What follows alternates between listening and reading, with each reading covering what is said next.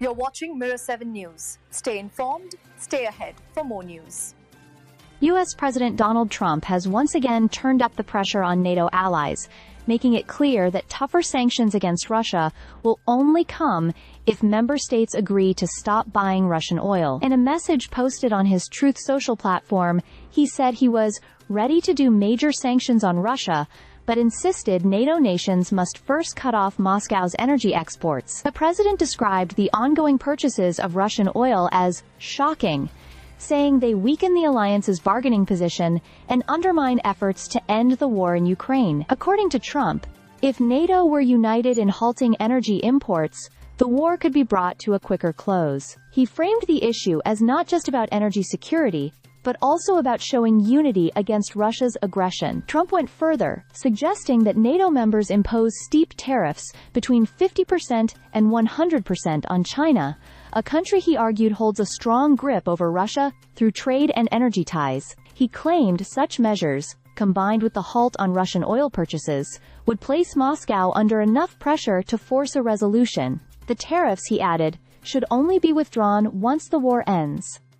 This is not the first time Trump has threatened stronger action against Moscow. While he has previously floated deadlines and sanctions warnings, he has not followed through when Russia ignored them. His latest statement comes amid rising tensions after Russian drones reportedly entered Polish airspace, a move Warsaw called deliberate. NATO has responded by reinforcing its eastern flank, with Denmark, France and Germany moving military assets closer to Russia's borders. The issue of energy dependency has been at the center of the war effort. Before the full-scale invasion in 2022, the EU relied on Russia for about 45% of its gas.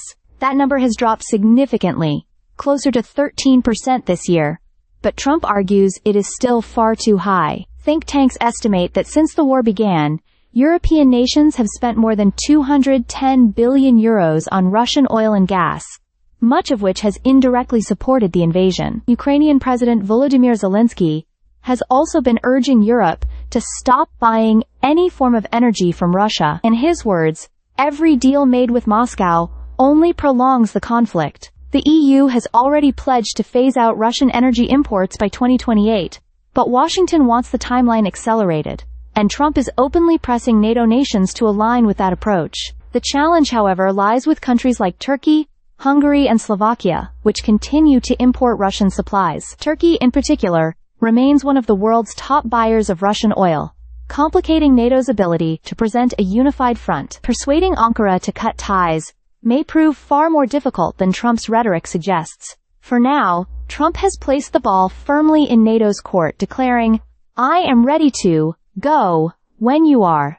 Just say when." Whether allies will be willing to take that leap remains uncertain, but his demand signals a sharpened push for NATO unity against both Russia and its supporters abroad. Stay subscribed for more videos.